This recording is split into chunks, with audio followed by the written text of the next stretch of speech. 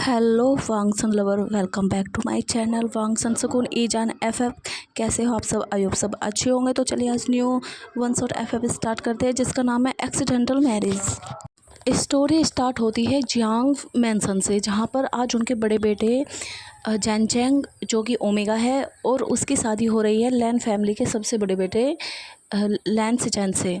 तो आज उनकी वेडिंग है, तो सभी गेस्ट आ गए हैं। और जो हमारा जियांग फैमिली है, उसने अपने घर को, मतलब जो भी उसका विला है, उसे बहुत अच्छे से सजाया है। मतलब बहुत बड़ी वेडिंग है और मीडिया वगैरह सब कुछ आई है, क्योंकि वो दोनों ही बिजनेस वर्ल्ड पे राज करते हैं। तो इसलिए उनके बच्चों की शादी है, तो उनका फ़र्ज़ बनता है कि वो काफ़ी बड़ी करें। तो क्योंकि उन्हें सबको दिखाना भी होता है, जो अमीर लोग होते हैं वो सबको दिखाते हैं। तो अलग अलग बिजनेसमैन भी आए थे, गेस्ट आए थे, सब कोई आया हुआ था उस वेडिंग में।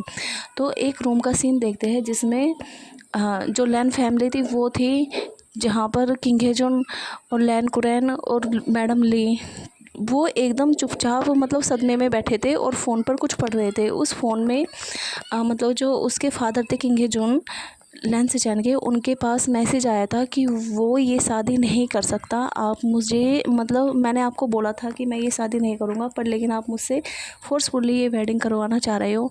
मेरा एक ओमेगा है और जिसे मैं बचपन से चाहता हूँ, मैं उसी से ही वेडिंग करूँगा। आपको ये समझना होगा, बस अब मेरे पास लास्ट ऑप्शन है, मैं जा रहा हूँ। तो ऐसे ही वो सब पढ़ते हैं और वो बहुत परेशान हो जाते हैं। और लैन सिचैन को भागने का मतलब मौका मिला इसलिए था, क्योंकि जो हमारा ग्रूम था वो अलग ही कार में आ रहा था, तो उसके साथ सर्वेंट था और वो अलग ही कार में आ रहा था। और जो मतलब लैन फैमिली थी और जो भी गेस्ट उनकी साइड से आने से वो पहले ही आ चुके थे, इसलिए जो लैन सिचैन थे वो निकल गए थे आराम से, तो उन्हें कुछ प्रॉब्लम नहीं हुई थी। तो ऐसे ही वो सब सोच रहे थे कि मतलब अब क्या होगा, जैन चैंग का क्या होगा, उससे वेडिंग कौन करेगा, और अब हमारी कितनी बेइज्जती होगी अगर हम बताएंगे मैडम यू को, तो अब पता नहीं क्या होगा, हम कैसे हैंडल करें इस चीज़ को। मतलब तीनों के तीनों बहुत परेशान थे। अब मतलब वो समझ नहीं पा रहे थे क्या होगा। तो वामजी आता है और वामजी बोलता है, हाँ जी फादर, आपने कॉल किया था मेरे पास, आपने मुझे क्यों बुलाया है? तो लैन कुरैन बोलते हैं कि तुम आराम से यहाँ आकर खड़े हो, और उसे फ़ोन देते हैं, देखो ये पढ़ो मैसेज, अपने ब्रदर ने, तुम्हारे ब्रदर ने क्या मैसेज किया है। तो वामजी जैसे ही उसे पढ़ता है, वो पूरा शॉक हो जाता है कि क्या ब्रदर का कोई ओमेगा भी था, मुझे कैसे नहीं पता। और वो उसके मतलब चले गए हैं। और पहले तो मुझे एक बात बताओ, आप ब्रदर को मतलब फोर्सफुली लिखा है उन्होंने कि आप फोर्सफुली उनकी शादी करवा रहे थे। मतलब आपको ब्रदर ने बताया था कि शायद वो किसी को पसंद करते हैं, फिर भी आप फोर्सफुली शादी करा रहे थे। तो किंग हेजुन बोलते हैं कि बिज़नेस वर्ल्ड में ऐसे ही शादियाँ होती हैं, हमें एक दूसरे के साथ बनाकर रखनी होती है। और पता नहीं उसने ना जाने किस ओमेगा को पसंद कर रखा है, हम नहीं करा सकते उसकी पसंद के ओमेगा से शादी। और तुम्हारी बारी आएगी तो तुम्हें भी ऐसे ही करना होगा हमारी पसंद से शादी। तो वामजी बोलता है क्या बकवास है, मैं तो नहीं करूँगा आपकी पसंद के ओमेगा से शादी, मैं सिर्फ अपने पसंद के ओमेगा से शादी करूँगा, क्योंकि जिसे मैं प्यार करूँगा मैं उससे ही शादी करूँगा, वरना मैं ऐसे ही आपकी पसंद के ओमेगा से शादी कर लूँगा और मैं उसे प्यार नहीं कर पाया तो फिर मेरी तो लाइफ ही ख़त्म हो जाएगी, मैं कैसे रहूँगा। तो मैं अपने पसंद के ओमेगा से ही शादी करूँगा, पहले ही बता रहा हूँ, वरना मैं भी ऐसे ही भाग जाऊँगा अपनी शादी से। तो किंग हेजुन बोलते हैं, वामजी तुम बकवास कम करो, पहले ही हमारा दिमाग ख़राब है। तो ऐसी मैडम लैन बोलती है, अब हमें बात तो करनी होगी, इसका सॉल्यूशन तो निकालना ही होगा कुछ।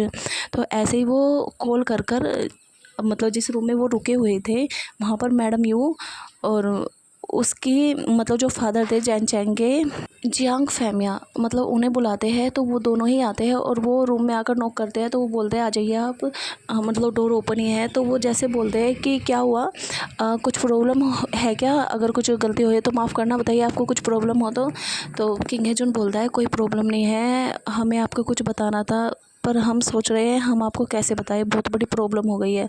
मैडम ये बोलती है क्या प्रॉब्लम हुई है, बताइए, हम मिलकर सॉल्यूशन निकाल लेंगे कुछ ना कुछ। तो ऐसे ही मैडम लैन वो वामजी के हाथ से फ़ोन लेती है और मैडम यू को और जयांग फैमिया को दिखाती है। तो मैडम यू पूरे उस मैसेज को पढ़ती है और फैमिया भी पूरे उस मैसेज को पढ़ते हैं और उनका पूरा दिमाग ख़राब। तो मैडम यू बोलती है कि अब क्या किया जाए, हमने तो सोचा था हम और भी आगे जाएंगे, अगर हम ये दोनों बच्चों की शादी होती है तो हम मिलकर बहुत अच्छा काम करेंगे, पर ये बच्चे तो अपने ही चलाते हैं, इन्होंने अपना ओमेगा पसंद कर रखा है, अब क्या करें हम। तो ऐसे ही मैडम ये बोलती है कि अब हम शादी भी कैंसिल नहीं कर सकते। अगर हमने शादी कैंसिल करी तो हमारी बहुत बेइज्जती होगी, मतलब हमारे शेयर्स गिर सकते हैं, क्योंकि यहाँ पर बहुत बड़े बड़े बिजनेसमैन आए हैं, गेस्ट आए हैं और पूरी यहाँ पर मीडिया भी है। तो अब हमें इसका सोल्यूशन निकालना पड़ेगा। तभी मैडम यू के फ़ोन पर फ़ोन आता है और यानली बोलती है, मदर आप कहाँ पर हो? तो क्योंकि सब फ़ोन पर ही बात कर रहे थे, क्योंकि वेडिंग का टाइम है, कोई किधर है कोई किधर है, तो इसलिए सीधा कॉल ही कर लो तो पता चल जाएगा। तो लहनी मतलब जो यानली थी वो बोलती है कि आप कहाँ पर हो मदर, मतलब बहुत प्रॉब्लम हो गई है, मुझे आपसे आपसे मिलना है, मिलकर बात करनी है। तो मैडम जो यू थी वो उसे बोलती है कि ठीक है तुम इस वाले रूम में आ जाओ, हम जो लैन फैमिली रुकी हुई है इस वाले रूम में आ जाओ। तो यानली भागते हुए मतलब उस रूम में आती है और फिर अपनी मैडम को बताती है कि जो जैन चैंग है वो घर पर नहीं है। तो मैडम ये बोलती है मतलब घर पर नहीं है, कहाँ गया? देखो इधर उधर ही होगा, कहीं तैयार हो रहा होगा, किसी रूम में तो नहीं चला गया। तो मैं जो यान ली थी वो बोलती है नहीं नहीं ऐसा नहीं हुआ है, वो उसका एक मुझे जैसे मैं उसके रूम में गई थी मतलब देखने के लिए वो रेडी हुआ है नहीं हुआ है, तो मैंने देखा उसने एक नोट लिखा हुआ था और मैंने उसे पढ़ा। तो मैडम यू को वो यानली वो नोट्स देती है, उसमें लिखा हुआ था कि वो ये शादी नहीं कर सकता और उसने अपने लिए अल्फ़ा पसंद कर रखा है, वो उसी से ही शादी करेगा क्योंकि आप सिर्फ मतलब अपने फ़ायदे के लिए मेरी लाइफ बर्बाद करना चाहते हो। मैं कैसे खुश रह सकता हूँ ऐसे किसी अल्फ़ा से शादी कर जिससे बस एक बिज़नेस के लिए मेरी शादी हुई है, मुझे नहीं रहना ऐसा। अब आप मेरे बारे में कुछ भी सोच सकते हो, मैंने आपको पहले भी बताया था पर आपने मेरी नहीं सुनी थी, तो इसलिए अब मैं भी यहाँ से जा रहा हूँ अपने अल्फ़ा के साथ। तो ऐसे ही मैडम यू के भी मतलब दिमाग पूरा घूम गया था कि ये है, जैन चैंग भी भाग गया। तो ऐसे ही जो मैडम लैन थी वो देखती है कि इनको क्या हुआ, क्या लिखा है ऐसा। तो वो भी पढ़ती है और वो मतलब जहाँ पर उसके फादर थे उसके पास आती है और वो सारे के सारे पढ़ते हैं, उनका दिमाग ख़राब, वो अपने मत्थे पर हाथ रखते हैं और बोलते हैं कि ये क्या हो गया, अब क्या करें। तो फिर मैडम यूँ बोलती है कि मुझे माफ़ करना, हमारा बेटा भी ऐसा ही निकला, मतलब इन्होंने हमें धोखा दिया है, हम किसी को मुँह दिखाने लायक नहीं हुए, तो अब क्या करें। तो मैडम लैन बोलती है इसका सोल्यूशन तो निकालना ही होगा, क्योंकि हम वेडिंग को तो कैंसिल कर ही नहीं सकते, हमें कुछ सोचना होगा, क्यों ना हम किसी की शादी करा दें। तो मैडम लैन बोलती है किसकी? तो मैडम लैन वाम जी की साइड को देखती है, क्यों ना हम वाम जी की शादी करा दें आपके छोटे बेटे से। तो जैसे ही वाम जी ये सुनता है, वाम जी को पता था कि इनका बेटा कौन है, वो अंदर ही अंदर खुश हुआ था, पर लेकिन वो सोचा था ऐसे शादी, मतलब इतना बड़ा एक्सीडेंटली शादी होगी मेरी। तो वाम जी बोलता है कि अगर उसे पता चला, मतलब मन में ही बोल रहा था, अगर उसे पता चला उसकी शादी मुझसे होने की बात हो रही है तो उसका तो दिमाग ही ख़राब हो जाएगा, वो तो पागल हो जाएगा पूरा मेरा नाम सुनते ही। चलो मैं थोड़ी सी एक्टिंग कर लेता हूँ। तो वाम जी ऐसे ही अपने मदर फादर को मना करने लगता है कि मैं नहीं करूँगा, आपने ब्रदर की तो शादी उनकी मर्ज़ी की ओमेगा से नहीं कराई और अब मुझे भी फंसाना चाहते हो, बस किसे दिखाने के लिए, मीडिया को दिखाने के लिए। आप कैंसिल कर देना कि हमारा बेटा चला गया है इसलिए हम वेडिंग नहीं कर सकते, कुछ भी बोल सकते हो। तो मैडम लैन बोलती है पता है कितना खर्च हुआ है इतनी बड़ी पार्टी करने के लिए, पता है कितना अरेंजमेंट करते हैं, ठीक है कितने पैसे लगे हुए हैं, कितने दूर दूर से लोग आए हैं, और तुम बोल रहे कैंसिल कर दो और तुम ऐसी शादी से भाग जाओगे, दोनों के दोनों भाई एक जैसे हो। तो जो किंग जोन थे वो भी बहुत डांटते हैं, देखो अगर तुमने हमारी मर्ज़ी से शादी नहीं करी, आज ये शादी नहीं करी, तो हम तुम्हारे सारे खर्चे उठाना बंद कर देंगे, जितनी भी तुम्हारी कार्स बाइक ये सब कुछ है, तुम्हारे महंगे महंगे सोफे ये सब कुछ ख़त्म कर देंगे, तुम्हें एक पैसा नहीं मिलेगा और तुम्हें घर से बाहर निकाल देंगे, कंपनी से भी बाहर निकाल देंगे, फिर तुम सड़कों पर घूमना, करना अपनी मर्ज़ी के ओमेगा से शादी। तो वाम जी मन में सोचता है कि मेरी फैमिली तो एकदम जल्लाद है, ये अगर कोई मेरी पसंद का ओमेगा नहीं होता तो ये तो मुझे सच में निकाल देते, क्योंकि मैं नहीं करता शादी। तो वाम जी बोलता है ठीक है आपको जो करना है करो, पर मैं इस शादी को निभाऊंगा नहीं। तो वाम जी की मदर बोलती है एकदम चुपचाप रहो, बस हमें अपने बिजनेस से मतलब है, तुम्हें निभानी है निभाओ वरना मत निभाओ। तो ऐसे ही वाम जी तो चुपचाप नीचे गर्दन कर कर खड़ा हो गया था। तो मैडम ये बोलती है कि अब हमें विंग को बुलाना होगा। मैडम ये बोलती है कि विंग को हमें उससे जाकर बात करते हैं और हम उसे रेडी कराते हैं और मैं उसे रेडी करा कर ही मानूंगी, मैं उसे इमोशनल करूँगी। तो आप वाम जी को रेडी करिए और हम ये वेडिंग हम बोल देंगे कि हमारे जो बड़ा बेटा है वो भी शादी करना नहीं चाहता, तो बस हम अपने छोटे बेटे की कर रहे हैं। तो उसे कुछ अर्जेंट काम आ गया था, वो बाहर जा चुका है और वो वहाँ से वापस नहीं आ सकता। उसने कोशिश की थी पर नहीं, तो हमने सोचा ये शादी कैंसिल नहीं करते, ऐसे ही अपने छोटे बेटे की वेडिंग करा देते हैं। तो ऐसे ही उन्होंने सबको बता दिया था कि हाँ उनके छोटे बेटे की शादी होने वाली है, बड़े की नहीं। तो मैडम यूँ जाती है विंग के पास और विंग ऐसे ही मस्ती कर रहा था, इधर उधर घूम रहा था, कुछ मतलब अच्छा अच्छा खाना खा रहा था, सब कुछ मज़े कर रहा था पार्टी के। मैडम यूँ वाम जी का हाथ मतलब विंग का हाथ पकड़ती है और फिर उसे रूम में लेकर जाती है। तो विंग बोलता है मदर आप क्या कर रही है, अभी मुझे इंजॉय करनी थी ये पार्टी, मुझे खाना खाना है और आप मैं इतना अच्छा टेस्टी नूडल्स खा रहा था और आप मुझे पकड़ कर लेकर आ गई, छोड़ो आप मुझे मुझे वापस जाना है। तो मैडम ये बोलती है बकवास कम करो और चलो रूम में चलो। तो मैडम ये उसे रूम में लेकर जाती है और उसे जैन चैंग के रूम में लेकर जाती है। तो विंग बोलता है आपने मुझे यहाँ क्यों रखा है, जो ब्रदर है वो खुद रेडी हो सकते हैं, आप मुझे यहाँ क्यों लाई हो, मुझे नहीं रहना है ऐसे मतलब ब्रदर के साथ कि मैं अब जाऊँ रेडी करूँ। तो मैडम यूँ बोलती है देखो ये ड्रेस है, जाओ और जाके पहन के आओ। तो विंग बोलता है ये ड्रेस मैं पहन के आऊँ, क्यों मैं क्यों पहन के आऊँ, ये तो ब्रदर की है ना, वो पहनेंगे, उनकी वेडिंग है, मेरी थोड़ी ना है वेडिंग। तो अभी विंग ने कुछ खाने का सामान हाथ में लिया हुआ था, स्नैक वगैरह, तो वो उन्हें खा रहा था और बातें कर रहा था। तो मैडम ये बोलती है तुम्हारा ये बचपना कभी नहीं जाने वाला, आज तुम्हारा जो ब्रदर है ना वो शादी से भाग चुका है, तो अब तुम्हारी वेडिंग हो गई, ठीक है, अब तुम्हें करनी होगी क्योंकि हम कैंसिल नहीं कर सकते। तो विंग बोलता है कि इसका अगर मतलब उसे पहले शौक लगता है क्या चैन चैन भाग गया, शादी से भाग गया, उसकी इतनी हिम्मत, वो कैसे जा सकता है, क्योंकि हमारा विंग वामची मतलब जो चैन चैंग है उसकी बहुत पिटाई करता है। विंग बोलता है मदर अगर मतलब गगा कहीं गई है, अगर उनका अफेयर था तो आप उन्हें ढूंढो ना, मेरी क्यों शादी करा रहे हो और मैं क्यों करूँ मतलब लैन से चैन से शादी, मैं तो उन्हें गगा बोलता हूँ, मेरे बड़े ब्रदर जैसे है, मैं नहीं कर सकता शादी, और आप बिजनेस के चक्कर में मेरी ब्रदर से शादी करा दोगे, ये नहीं हो सकता, मैं नहीं करूँगा। तो मैडम लैन बोलती है तुम्हारी उससे भी शादी नहीं होने वाली है, क्योंकि वो भी अपनी शादी से भाग चुका है। तो विंग को जो खा रहा था वो चबाते चबाते रुकता है, बोलता है क्या लैन सिचन पे भाग चुके अपनी शादी से। विंग बोलता है जब इन्हें शादी करनी ही नहीं थी तो फिर इन्होंने इतनी प्रिपरेशन क्यों कराई, इन्हें पहले ही भाग जाना चाहिए था, शादी के दिन क्यों भागे ये। तो मैडम यूँ बोलती है कि बकवास कम करो, तुम रेडी हो और तुम्हारी शादी वामजी से होगी। विंग बोलता है मदर क्या बोल रहे हो आप, मेरी शादी वामजी से, उस खड़ूस से, उस अकड़ू से, उस बदतमीज से, वो जो उसमें इतना घमंड है, आपको तो पता है कि मेरी उससे कभी नहीं बनती, हम दोनों राइवल्स हैं, हम दोनों एनिमी है, और आप हमारी मेरी वेडिंग की बात करती है उससे, तो मतलब अगर जो हम दोनों के ब्रदर भाग चुके हैं तो अब हमें शादी करनी होगी। तो विंग की मदर उसका कान पकड़ती है और घुमाती है और बोलती है कि तुम ये शादी कर रहे हो या नहीं कर रहे हो, वरना मैं तुम्हारे हाथ मतलब एक कमरे में बंद कर दूँ, तुम्हें घर से बाहर भी निकलने नहीं दूँगी, तो अगर तुम्हें बाहर निकलना है तो तुम्हें शादी कर ही यहाँ से जाना होगा।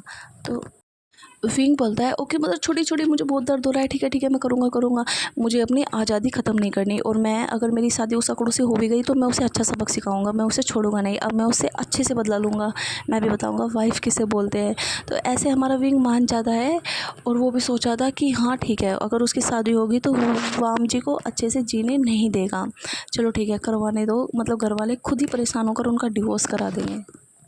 तो ऐसे हमारे विंग ने प्लानिंग कर ली थी, वो रेडी होकर आता है और मतलब मॉडर्न कपड़े ही पहन रहे थे वे, ऐसे नहीं कि वे मतलब जैसे ट्रेडिशनल वे में पहनते हैं वो नहीं, मॉडर्न थे वे, उसने उसका बहुत वाइट से कलर का बहुत अच्छा सूट था और वाम जी का भी, और वो कपड़े भी उनका फिट ही आ गए थे, कुछ ज़्यादा वो नहीं हुआ था। तो वो दोनों रेडी होकर आते हैं और ऐसे ही सबको बता दिया गया था कि आज उनके बड़े बेटे की नहीं उनके छोटे बेटों की शादी है, तो कुछ प्रॉब्लम हो गई है तो इसलिए हम उनकी शादी बाद में कराएंगे, थोड़ा टाइम लेने के बाद जब भी वो फ्री होगा, तो कुछ काम आ गया है बिजनेस से रिलेटेड, हम उससे शेयर नहीं कर सकते बस इसलिए।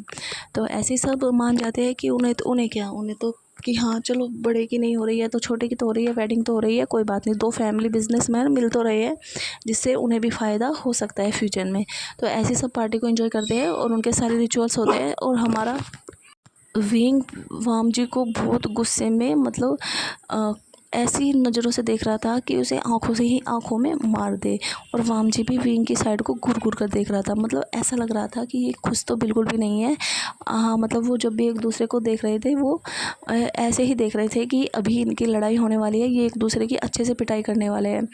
और यहाँ पर फिर वामजी और विंग की मतलब वेडिंग होती है, और जब वो मतलब सबकी साइड को देखते हैं तो वो ऐसे नॉर्मल हो जाते हैं कि वे बहुत हैप्पी है इस शादी से, मतलब ऐसे दिखाते हैं। तो उनकी शादी कंप्लीट होती है। फिर विंग का वामजी के घर जाने का टाइम आ गया था, तो वो सब पार्टी का ऊपर होती है और सब मतलब विंग वामजी के साथ उसके कार में बैठ गया था, और दोनों एक दूसरे की तरफ को घूर घूर कर देख रहे थे। वो उनकी अकड़ चल रही थी एक दूसरे के प्रति। वो सब थोड़ी देर में लैंड मैंसन के सामने आ जाते हैं, और फिर हमारे विंग का वेलकम होता है। जो उसकी मदर थी उसके साथ रिचुअल्स करते हैं, और फिर और भी उनके अलग रिचुअल्स होने थे उन्हें कराते हैं मैडम लैंड पर। लेकिन जब वो रिचुअल्स कर रहे थे तो वामजी पूरा सपोर्ट नहीं कर रहा था, वो ऐसे ही था बस नॉर्मल। तो वामजी की मदर उसे डांटती है, बोलती है कि तुम्हारी शादी हुई है, ये ड्रामे मत दिखाओ, जो रिचुअल्स करने अच्छे से उसे करो। तो ऐसे ही वामजी फिर अच्छे से रिचुअल्स मतलब सारे कंप्लीट करता है, और फिर दोनों को रूम में ले जाया जाता है। मतलब पहले विंग को छोड़ते हैं और फिर वामजी को। और वामजी की मदर ने वामजी को समझाया था कि एक गिफ्ट दिया था कि ये तुम्हें उस विंग को देना है, ठीक है, और फिर उसके बाद अपनी वेडिंग नाइट स्पेंड करना। तो वामजी बोलता है कि मैं और उसके साथ वेडिंग नाइट कभी नहीं। तो वामजी की मदर बोलती है, हाँ मैं भी देखती हूँ कब तक तुम कंट्रोल करोगे, कब तक तुम ऐसे ही रहोगे कि तुम्हारा ओमेगा है और तुम जब भी उसे टच भी नहीं करोगे। चलो हम भी देखते हैं तुम्हारा ड्रामा कब तक चलेगा, कभी ना कभी तो तुम एक्सेप्ट करोगे ही, जैसे भी तुम्हारी शादी हुई तो है ना। तो फिर ऐसे ही वामजी बोलता है कि मतलब आप ठीक है, आप मेरा दिमाग ख़राब मत करिए, जो होगा हो जाएगा फ्यूचर में। तो ऐसे विंग वामजी रूम में रख जाता है। तो विंग मतलब बेड पर बैठा हुआ था एक साइड में, वो सोच ही रहा था कि अब क्या ही होगा। हाँ बेशक थोड़ा बहुत तो वो डरा हुआ था कि अब कैसे उसकी लाइफ बीतेगी। उसकी शादी ऐसे इंसान से हुई है जो हमेशा उसे कॉलेज में डांटता रहता था, क्योंकि जो हमारा विंग है वो ऐसा है कि वो कॉलेज में मतलब अल्फ़ाओं से पंगे लेता था। मतलब गेम वगैरह में जो भी होते थे तो उन्हें टक्कर देता था और उनसे जीत भी जाता था। हर किसी से लड़ना, अगर कोई उसे अल्फ़ा कुछ बोल दे तो उसकी पिटाई करना, हर किसी से लड़ना, ये सब कुछ था। और जो वामजी था उसे बिल्कुल पसंद नहीं था, बस वो हमेशा विंग को डांटता रहता था, तुम कितने बदतमीज़ हो, मेगा तुम्हें शर्म नहीं आती, तुम ऐसे लड़ते रहते हो। तो हमेशा बस इमेज बन चुकी थी विंग के वामजी के लिए कि ये बहुत खड़ूस है, इसे पसंद नहीं है कि अगर कोई ओमेगा अल्फ़ाओं को मतलब उनसे लड़े या उनसे बातें करे या उन्हें नीचा दिखाए। तो ऐसे ही वो सोच रहा था कि ये अल्फ़ा बहुत घमंडी होते हैं, इन्हें अच्छा ही नहीं लगेगा कि अगर कोई ओमेगा इन्हें नीचा दिखाए। तो ऐसे ही वामजी आता है तो गेट बंद करता है और फिर विंग के मतलब उसके पास में जाकर बैठता है, और अपना मतलब फेस तो उन्हें सीधा किया हुआ था, और साइड से अपने हाथ को उसकी साइड करता है, बोलता है ये लो तुम्हारा गिफ्ट है, मदर ने दिया है। तो विंग बोलता है मुझे तुम्हारा कोई गिफ्ट नहीं चाहिए, भाड़ में जाओ तुम। तो ऐसे ही वामजी उस गिफ्ट को ओपन करता है, उसमें एक रिंग थी, और वो पकड़ता है विंग का हाथ और उसे उसकी रिंग में पहना देता है कि बोलता है कि मुझे मदर ने बोला है तुम्हें ये गिफ्ट देना है, तो लो पकड़ो अपना गिफ्ट। अब इसका जो भी करना है तुम्हें करो, फेंक सकते हो, फाड़ सकते हो, जो भी करना है तुम करो, ठीक है। अब मुझे इससे कुछ लेना देना नहीं है, मुझे तुम्हें गिफ्ट देना था, मैंने दे दिया। तो विंग बोलता है हाँ ठीक है चलो कोई बात नहीं, ले लिया उसने। वो चुपचाप रहता है, कुछ बोलता नहीं। वामजी विंग को टेस्ट करता है, बोलता है अब क्या करने का इरादा है। तो विंग बोलता है क्या करने का इरादा है। तो वामजी बोलता है आज तुम्हें पता होना चाहिए हमारी वेडिंग हुई है, तो आज हमारा वेडिंग नाइट है, फर्स्ट डे है, तो क्यों ना हम अपनी वेडिंग नाइट को स्पेंड करें। तो वामजी विंग के शोल्डर पर हाथ रखता है, तो विंग उसके हाथ को एकदम से हटाता है और खड़ा होता है, बोलता है देखो शादी हुई है ज़बरदस्ती, ये अगर तुमने ऐसा कुछ सोचा भी ना मेरे बारे में, मैं तुम्हें छोड़ूंगा नहीं। मैं तुम्हें अच्छे से पता होगा मैं अल्फ़ाओं को कैसे मुझे चखाता हूँ, तो तुम्हारी बारी भी आ जाएगी उसमें। तो वामजी ऐसे पीछे को लेट जाता है बेड पर और हंसता है, बोलता है बड़ी ही नखरे वाली है मेरी वाइफ, लगता है बहुत मेहनत लगेगी मुझे। वाम जी बोलता है जिस दिन भी तुम मेरे हाथ आओगे मैं तुम्हें छोड़ूंगा नहीं। तो ऐसे वाम जी उठता है और फिर अपने कपड़े निकालता है, वो उस रूम में जाता है, फ्रेश होकर आता है और बेड पर लेट जाता है। तो वेंग देख ही रहा था वाम जी क्या कर रहा है। तो वेंग आराम से खड़ा ही मतलब वो काउच के पास चला गया था, वहाँ पर बैठ गया था जाके। तो जब वाम जी मतलब बाध लेकर आ जाता है और बेड पर लेट जाता है, तो वेंग भी उठता है और जाकर मतलब अपने कपड़े निकालता है सूटकेस से और बाथरूम में जाता है, फ्रेश होता है। और फिर वो भी आकर खड़ा हो गया था कि अब उसे सोना कहाँ पर है। तो क्योंकि हमारे विंग को आदत है बेड पर फैलकर सोने की आदत, उसे वो नहीं जमेगा कि वो काउच पर सोए। तो विंग बेड पर आता है और वाम जी को बोलता है ठीक है कि तुम जाओ और काउच पे सो जाओ। तो वाम जी बोलता है क्या क्या बकवास है, मेरे रूम में आके तुम मुझे ही काउच पर लुटाओगे। तो विंग बोलता है कि हाँ, क्योंकि मुझे नहीं पसंद है कि मैं काउच पर सोऊं, मैं तो बेड पर ही सोऊंगा। तो वाम जी बोलता है ये बेड मेरा है तो इस पर मेरा हक है, अगर तुम्हें प्रॉब्लम है तो जाओ काउच पे सो जाओ। तो विंग बोलता है कि तुम्हारी मुझसे शादी हुई है, एक्सीडेंटल मैरिज हुई है, तो इसका मतलब ये बेड मेरा भी है, ये रूम भी मेरा है, तो मेरा पूरा हक है। तो उनकी ऐसे थोड़ा बहस हो रही थी। तो वाम जी बोलते विंग जो थी मतलब ब्लैंकेट थी उसे लेता है और उसे अपने ऊपर डालता है और सो जाता है। तो वाम जी बोलता है कि तुम यहाँ से नहीं जाओगे। तो विंग बोलता है नहीं जाऊँगा, तुम्हें जैसे सोना है सो जाओ। और विंग बोलता है कि मुझे टच मत करना, बस दूर सोना। तो ऐसे वाम जी भी विंग को देखता है और वो भी लेट जाता है। तो ऐसे वे दोनों सो गए थे गुस्से में, क्योंकि वो कुछ कर ही नहीं सकते। एक तो वो एक दूसरे के दुश्मन बने हुए हैं और वो कैसे अपने उनकी शादी ज़बरदस्ती हुई है और वो कैसे एकदम से अपनी फ़र्स्ट नाइट को स्पेंड कर ले, कोई फीलिंग ही नहीं है और फीलिंग भी नॉर्मल ही नहीं है, बस एक दूसरे चलने वाली फीलिंग है। तो वो कैसे ही क्या करते हैं। तो ऐसे दोनों सोते हैं। तो जब मॉर्निंग में देखते हैं हमारे वाम जी की आंखें खुलती है, तो वो देखता है जो उसके पैरों पर ना मतलब काफ़ी बोझ लग रहा है, ऐसा लग रहा है उसके पैर दब चुके हैं। तो वो देखता है कि जो दो पैर हैं वो उसके ऊपर है और जो हमारा विंग है उसने मतलब पेट के बल लेटा हुआ है, वो स्टमक के बल, और उसने पिलो को हक किया हुआ है और वो तिरछा लेटा हुआ है, मतलब जैसे वो सीधा लेटा हुआ था और उसके पैर वाम जी के ऊपर है। तो वाम जी को बहुत भारी भारी लगता है। तो वाम जी उसके पहले तो उसे देखता है विंग को कि वो कितने क्यूटली सो रहा है। तो वो अपने मन में सोचता है कि कॉलेज में तो सबके साथ लड़ता रहता है, अल्फ़ा हो या ओमेगा किसी को नहीं छोड़ता, और देखो सोने का तरीका क्या बच्चों वाला है। तो वाम जी उसके पैरों को अपने पैरों को हल्का हल्का सा ऊपर करता है, मतलब हिलाने लगता है कि मेरे पैर छोड़ो मैं दब चुका हूँ, मेरे पैर छोड़ो दब चुका हूँ, मेरे पैर टूट गए उठ नहीं रहे। तो ऐसे जैसे वाम जी ऐसी हरकतें कर रहा था। तो विंग की धीरे धीरे आँख खोलती है। विंग बोलता है कौन है, कौन चिल्ला रहा है, मेरी नींद कौन ख़राब कर रहा है। तो वो देखता है कि उसके पैर कहाँ पर है, वो कैसे लेटा हुआ है और उसकी साइड में कौन है। तो विंग अपना सीधा उठकर बैठता है और बोलता है तुमने मेरी नींद ख़राब कर दी, तुमसे सहा नहीं जा रहा दो पैरों का वजन। तो वाम जी बोलता है तुम इतने मोटे हो, खा खा कर इतने मोटे हो गए हो, तुम तो मुझे मार ही देते दबाकर। विंग बोलता है क्या बकवास है। तो विंग की नींद तो उड़ी गई थी, तो वो सोचता है चलो उठ ही जाता हूँ, अब सोता नहीं हूँ क्योंकि ये मेरा घर तो नहीं है, अब तो मेरी शादी हो गई है, अब मैं नहीं सो सकता लेट तक। तो वो उठता है, अपने कपड़े निकालता है, जाके वॉशरूम में जाता है, फ्रेश होता है, रेडी होकर आ जाता है। बहुत अच्छे से रेडी होता है, जैसे उसकी वेडिंग हुई थी तो वो काफ़ी अच्छे से हुआ था रेडी। तो ऐसे वाम जी उसे बेड पर ही देख रहा था कि विंग बहुत अच्छे से रेडी हो रहा है, जैसे कि एक न्यू ब्राइड रेडी होती है मतलब शादी के बाद। तो वाम जी बोलता है तुम तो बहुत अच्छे से रेडी हो रहे हो, तुमने एक्सेप्ट कर ली शादी। तो विंग बोलता है एक्सेप्ट नहीं की, पर लेकिन मुझे फीलिंग अच्छी आ रही है, मुझे भी अच्छा लग रहा है कि मैं अच्छी अच्छी ज्वेलरी पहनूँ।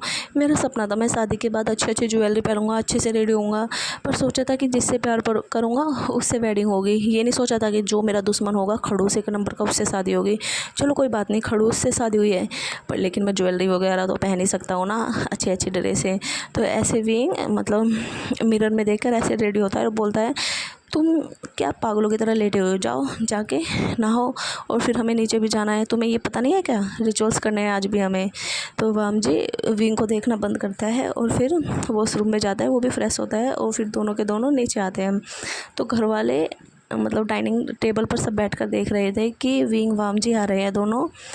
और विंग वाम जी मतलब जैसे वो आ रहे हैं वो दोनों कितने अच्छे लग रहे हैं, मतलब एकदम हैंडसम, ऐसा लग रहा है कि परफेक्ट मैच हो। तो ऐसे हुए दोनों जाके ग्रीट करते हैं अपनी फैमिली को। तो जो मैडम लैन थी वो बोलते हैं विंग बेटा तुम्हें किचन में आना होगा और तुम्हें एक डिश बनानी होगी जिससे तुम्हें सारी मतलब ये रिचुअल्स है, तुम्हें अपनी फैमिली को सबको खिलाना होगा।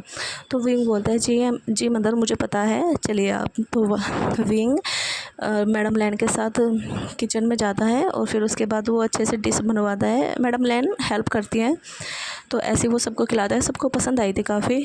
और यहाँ पर सबको पता है कि विंग को स्पाइसी फूड पसंद है और हमारा वाम जी भी कभी कभी खाता है। वैसे वे नॉर्मल फूड ही खाते हैं ज़्यादातर, बॉइल्ड फूड। तो ऐसे ही वो खा रहे थे, तो उनका डिनर कंप्लीट हुआ ही था।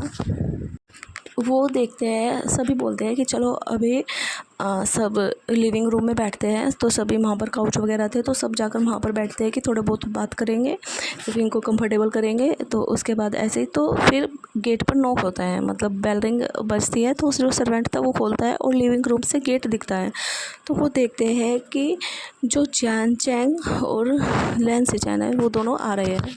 सब वहाँ पर बैठे हुए थे, वो खड़े होते हैं, एकदम चौंक जाते हैं कि दोनों के दोनों जैन चैंग और लेन सिचन दोनों के आ रहे हैं। इन्हें तो अपने पार्टनर के साथ आना चाहिए ना, अगर ये आए हैं कहीं इन्होंने प्लानिंग तो नहीं बदल दी, ये चाहते तो नहीं कि शादी कर ले, क्या पता इनका जो भी जिसके साथ भी इनका अफेयर था वो छोड़ के चला गया हो और फिर ये इन्होंने एक दूसरे से कांटेक्ट किया हो और फिर उनकी ये वापस आ गए हो माफ़ी मांगने के लिए। तो वह ऐसे वेट ही कर रहे थे। तो लेन सिचैन आते हैं, अपने मदर और फादर के सामने घुटनों के बल बैठते हैं और जैन चैंग भी बैठ जाता है सही लेन सिचैन के पीछे।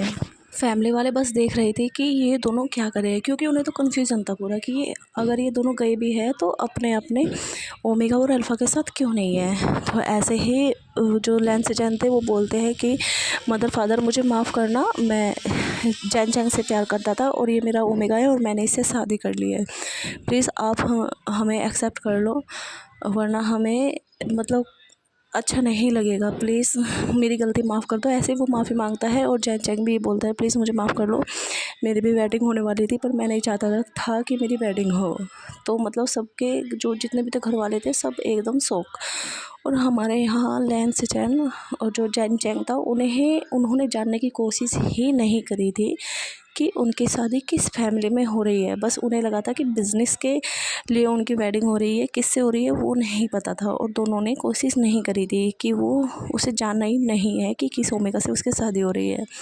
तो किंग जॉन और जो मैडम लैन थी वो एक दूसरे की साइड को देखते हैं, फिर उन दोनों को देखते हैं और बोलते हैं मन में, अपने गर्दन को हिलाते हैं दोनों के दोनों बेवकूफ़। मैडम लैन जैन चैंग से बोलती है तो जैन चैंग आपको नहीं पता था कि आपकी किससे वेडिंग होने वाली है, आप शादी से भागे हो।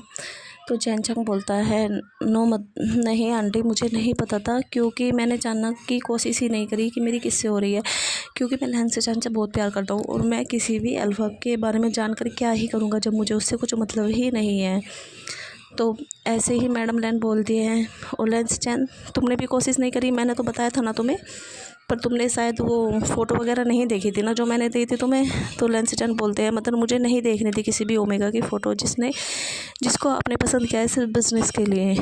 तो मैडम लैन बोलती है अच्छा एकदम सही किया तुमने, सही बात है, अपनी मर्ज़ी से ही शादी करनी चाहिए और वो भी भाग कर। तो ऐसे ही जो मैडम लैन और किंग जॉन थे वो बोलते हैं ठीक है चलो खड़े हो जाओ, कोई बात नहीं, जो भी किया तुमने अब हमें एक्सेप्ट तो करना ही होगा, कोई नहीं चलो हम तुम्हारे घर वालों से बात करेंगे। तो जो मैडम लैन थी वो फ़ोन करती हैं जियांग फैमिली में और मैडम ये फ़ोन को पिक करती है, बोलती है हाँ बोलो मैडम लैन क्या हुआ। तो मैडम लैन बोलती है मैं चाहती हूँ कि तुम्हारी पूरी फैमिली मुझे 1 घंटे के अंदर यहाँ पर लैन फैमिली में आओ, मतलब लैन मैंसन में आओ। तो मैडम ये बोलते हैं कुछ प्रॉब्लम हुई क्या। तो मैडम लैन बोलते हैं हाँ आओ ज़रूर, तुम्हें किसी से मिलवाना है जल्दी आओ। तो वो बोलते हैं ठीक है हम आते हैं। तो ऐसे ही जैन वो उन्हें बोल देती है ठीक है खड़े हो जाओ तुम। और फिर मैडम लैन बोलते हैं चलो बैठ जाओ यहाँ पर, उन्हें दोनों को बिठाती है। जैसे ही वो काउच पर बैठते हैं तो वो देखते हैं कि और भी फैमिली के मेम्बर हैं वहाँ पर। जैन चैंग पहले तो नहीं देख रहा था पर लेकिन फिर वो देखता है कि उसका भाई विंग यहाँ पर क्या कर रहा है। तो जैन चैंग बोलता है विंग तुम यहाँ पर क्या कर रहे हो। तो विंग बोलता है अच्छा तो मेरे प्यारे भाई की नज़र मुझ पर पड़ ही गई कि विंग, हाँ मैं विंग ही हूँ।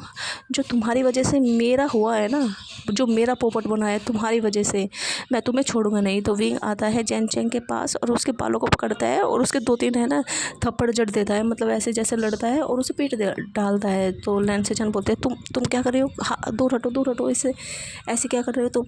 तो फिर जैन, मतलब जो भी था, जैन चंग बोलता है विंग तुम यहाँ क्या कर रहे हो, चलो कोई बात नहीं तुम मुझे पीट लो, पर यहाँ क्या कर रहे हो। तो विंग बोलता है कि तुमसे शादी से भाग गए थे और तुम्हारी जगह फिर मुझे शादी करनी पड़ी, क्योंकि तुमने पहले तो बता नहीं सकते थे तुम, और मुझे पता लगा है कि हाँ तुमने बताया था, पहले नहीं भाग सकते थे, शादी के दिन ही भागे हो तुम। तो जिससे तुम्हारी वजह से मुझे शादी करनी पड़ी दुनिया को दिखाने के लिए, ठीक है। तो अब मैं इसलिए यहाँ पर हूँ। तो फिर चैन चंग बोलता है अच्छा तो तुम्हारी शादी किससे हुई है। तो वो बोलता है लेंस चैन के भाई से, लैन वामजी से। तो लेंस चैन वामजी की साइड को देखते हैं, वामजी क्या तुम्हारी शादी विंग से हुई है, तुमने क्यों विंग से शादी करी, उसे तो उससे शादी करनी थी ना जिससे जैन चैंग की शादी होने वाली थी। तो फिर वहाँ जो हमारा वामजी था वो आता है सिचन के पास और उसके शोल्डर पर हाथ रखता है, बोलता है हाँ सही कहा आपने, जिससे जैन चैंग की शादी होने वाली थी वो तो भाग चुका था ना अपनी शादी से, वो कैसे शादी करता। तो अब मुझे भी उसकी फैमिली की साइड से शादी करनी पड़ती, क्योंकि वो भी शादी वाले दिन ही भाग चुका था अपने, तो मैं क्या करता। तो लैन सिचन बोलते हैं अच्छा मतलब वो भी भाग गया था। तो लैन सिचन बोलते हैं जैन चैंग तुम्हें तो भागने की ज़रूरत ही नहीं थी, तुम अपने घर पर ही रहते, तुम्हारा दूल्हा तो चला गया था। तो फिर वो ऐसे खड़े हुए थे। तो फिर वो थोड़ा सोचते हैं कि उसके भाई ने क्या बोला कि जिससे लैन सिचन की शादी होने वाली थी वो शादी से चला गया, और विंग ने क्या बोला कि तुम शादी वाले दिन चले गए। तो लैन सिचन एकदम से दोनों की साइड देखता है, वो बोलता है क्या मैं जो सोच रहा हूँ वो सच है, मतलब मेरी शादी क्या जैन चैंग से होने वाली थी। तो पूरी फैमिली बोलती है जी हाँ तुम्हारी शादी जैन चैंग से ही होने वाली थी। तो जैन चैंग बोलते हैं क्या मेरी शादी लैन सिचन से होने वाली थी। तो फिर विंग बोलता है यस तुम्हारी शादी इनसे ही होने वाली थी, अगर तुम इतने बड़े हो गए हो दोनों के दोनों, अगर तुम्हें थोड़ा बहुत दिमाग होता तो तुम पता तो करते तुम्हारी शादी किससे है, और भाग गए और हमारी अलग ही शादी करवा दी तुमने, तुम्हारी वजह से हमारी शादी होगी और तुमने अलग शादी कर ली, मतलब तुम्हारी वजह से हम पहले ही शादी कर चुके हैं, पता है हम क्या है, हम कॉलेज में एक दूसरे से चिढ़ते हैं, हम दुश्मन हैं और तुमने हमारी शादी करवा दी। तो विंग को तो बहुत गुस्सा आता है, विंग जो भी काउच पर पिलो सा रखा था उसे उठाता है और जैन चैंग की पिटाई स्टार्ट कर देता है। तो पूरी फैमिली देख रही थी कि विंग कितना शैतान है। तो वामजी बोलता है, उसको पकड़ता है, नहीं विंग अब जो हो गया सो हो गया, कोई बात नहीं, मैं और तुम हस्बैंड वाइफ है, कोई बात नहीं, चलो अच्छा लगा कि हम दोनों के भाई एक दूसरे से ही प्यार करते थे। तो ऐसे वो सब बैठे हुए थे कि उन्होंने क्या सोचा था और क्या हो गया। तो अब फिर थोड़ी देर में हमारी जो जियांग फैमिली थी वो आती है वहाँ पर, यानली और फैमिया और मैडम यू आती है। तो वो बोलती है क्या हुआ यू। तो मैडम लेन बोलती है आओ चलो देखो मिलो अपने बेटे जैन चैंग से और इसके हस्बैंड लैन से जैन से। तो मैडम ये बोलती है क्या बकवास कर रही हो तुम मैडम यू।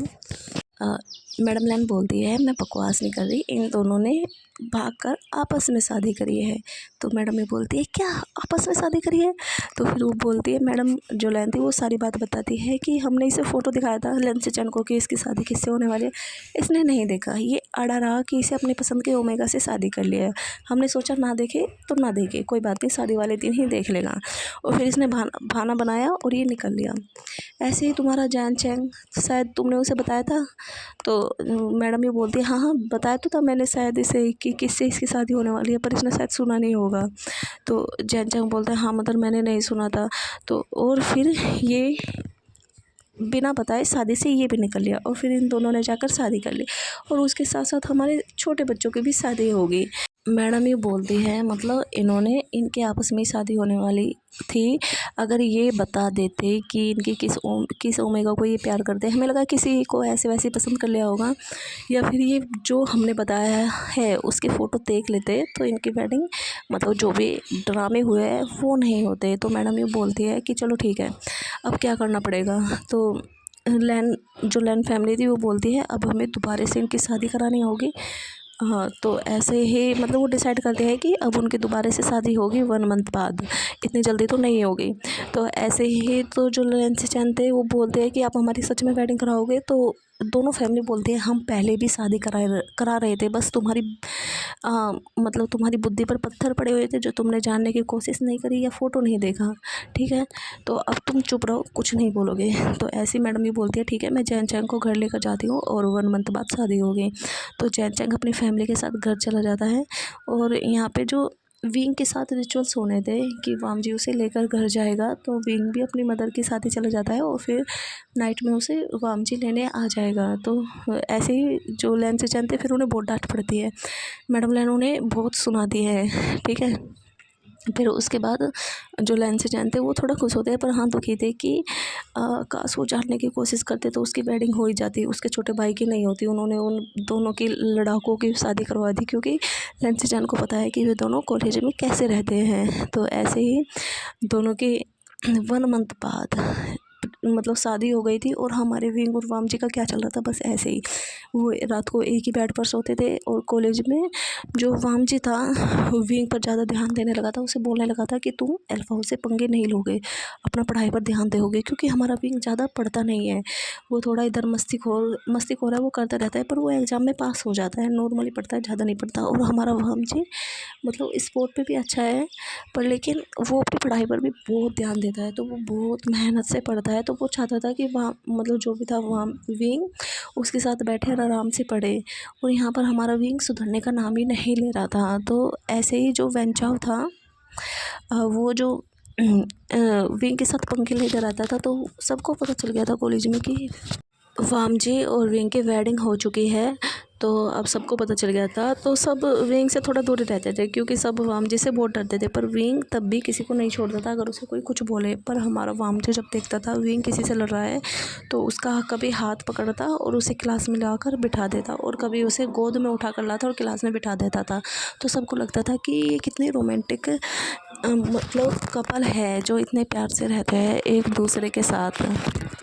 वाम जी उसे डांटता भी था, अगर विंग वाम जी की बात नहीं सुनता था तो वाम जी उसे धमकी देता था कि वो तुम्हारी मदर को कॉल करेगा और तुम्हारे फादर को कॉल करेगा और उन्हें बता देगा कि तुम सबसे लड़ते हो। तो ऐसे विंग बोलता था कि तुम बहुत सच में अकड़ो हो, पहले तो तुम मुझे डांटते थे, अब तुम धमकी दे रहे हो कि तुम घर में बता दोगे। तो वाम जी बोलता था शादी की है तुमसे, तो अब तुम्हें देखना तो होगा ना, अगर तुम लड़ोगे किसी से तो मैं ही होऊंगा ना, रिस्पॉन्सिबिलिटी लूँगा ना तुम्हारी। तो विंग ऐसे ही उसकी साइड को मुंह बनाता है और बैठकर पढ़ने लगता है वाम जी के साथ। वाम जी भी उसे पढ़ाने लगता है। तो उनकी ऐसे ही लाइफ बीत रही थी।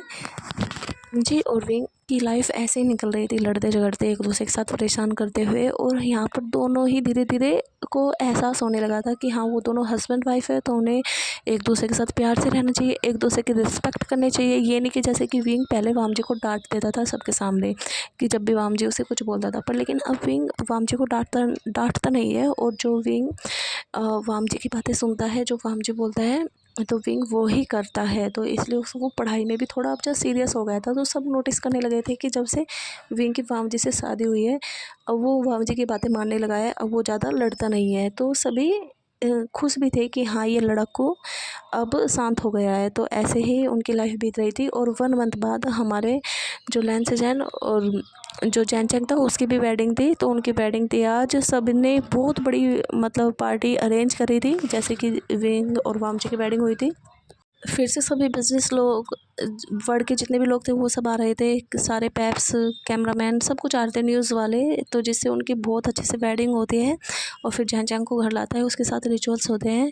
तो अब जो भी था हमारे लैन से जैन और आज जो जैन चैंग था उनकी वेडिंग नाइट थी, तो वो दोनों एक दूसरे प्यार करते हैं, तो वो तो अच्छी तरह स्पेंड करते हैं। और हमारा विंग पाम जी मतलब विंग इतनी अच्छी तरीके से रेडी हुआ था, इतना सुंदर लग रहा था, इतना क्यूट लग रहा था, इनोसेंट, कि वाम जी तो सच में विंग पर फिदा ही हो गया था। तो वाम जी ये सोचता था कि वो कब मतलब अपनी वाइफ के साथ ये सब कुछ करेगा, अपने रिश्ते में आगे बढ़ेंगे, पता नहीं होगा भी या नहीं होगा। तो ऐसे ही वाम जी विंग अपने रूम में आते हैं और वो चेंज करने वाले थे कि जैसे पहले वाम जी ने बोला था जाओ तुम रेडी हो जाओ, मतलब फ्रेश वगैरह हो जाओ फिर सोते हैं। तो ऐसे ही विंग जो हमारा था वो आता है और वाम जी के गले में मतलब अपने दोनों को हाथों को रेप करता है और बोलता है कि मैं इतने अच्छे से रेडी हुआ हूँ पूरी वेडिंग में, मुझे लगा था कि मेरा हस्बैंड मुझसे थोड़ा बहुत तो अट्रैक्ट होगा, पर लेकिन हम मेरा हस्बैंड तो वही है अकड़ू सड़ू, जिसे अपने लाइफ में आगे बढ़ना नहीं है। बस उसे तो हमेशा मुझसे लड़ाई करनी है, बस मुझे बैठकर पढ़ाना है।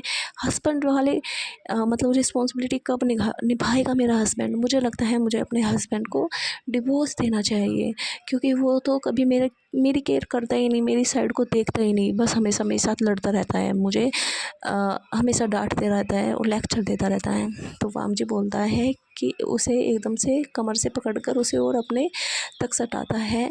तो विंग और भी वाम जी के करीब आ गया था, तो वाम जी उसके ईयर के पास जाता है और वहाँ पर उसके ईयर को लिक करता है और फिर उसके ईयर में बहुत आराम से बोलता है कि अगर मेरी वाइफ चाहती है कि उसका हस्बैंड उसकी रिस्पॉन्सिबिलिटी निभाए तो वो तो कब से रेडी है।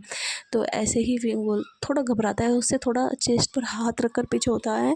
तो विंग बोलता है नहीं नहीं, मैं तो ऐसे मजाक कर रहा था। तो वाम जी उसे और थोड़ा पकड़ता है और बोलता है कि अब ये मजाक तुम पर भारी पड़ गया, तुम्हारा जो हस्बैंड है वो सीरियस हो चुका है, अब वो तुम्हें नहीं छोड़ेगा। तो ऐसे विंग बोलता है क्या बकवास कर रहे हो, छोड़ो चलो हटो जाओ, मुझे फ्रेश होने दो।